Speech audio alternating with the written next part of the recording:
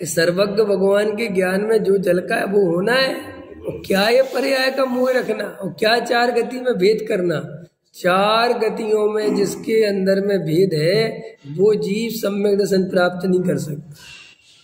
जिसको अभी स्वर्ग और नरक ये भेद है वो मूल में मिथ्या दृष्टि है।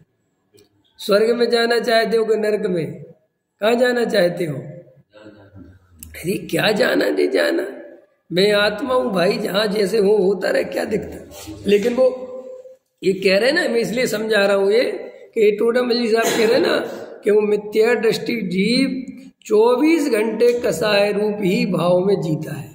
उसको एक बार भी अंदर से तत्व ज्ञान के विचार, वेद ज्ञान के भाव नहीं जगते। बस एक कसाय से दूसरी कसाय, दूसरी कसाय से तीसरी कसाय, तीसरी कसाय से चौथी कसाय। समझ गए ना? या तो क्रोध करेगा, क्रोध नहीं करेगा तो मान करेगा, मान नहीं करेगा तो मायाचारी करेगा, और मायाचारी नहीं तो लोभ करेगा। ये चारों कसाय 100% देखना अपने अंदर, क्योंकि लोभ कसाय का कोटा बहुत लंबा है। लोभ, क्रोध, मान, माया, लोभ, समझ गए ना?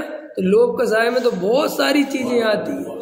बैठे बैठे पांचों इंद्रियों के विषयों की कामना लोभ कसाय, उनकी व्यवस्था लोभ कसाय, धन जोड़ने की कसाय लोभ कसाय, पहनने ओढ़ने की कसाय, सब लोभ में आता है। क्योंकि लोभ पाप को पाप बखाना, तो लोभ में सब कुछ आता है। मान का लोभ ख्याल में आया कि नहीं आया? ये सब तो एक कसाय मिटती नहीं, दूसरी कसाय फिर चालू, दूसरी कसाय मिटती नहीं, तीसरी। तो ऐसे मिथ्या दृष्टि जीव 24 घंटे कसायों में ही रमता है।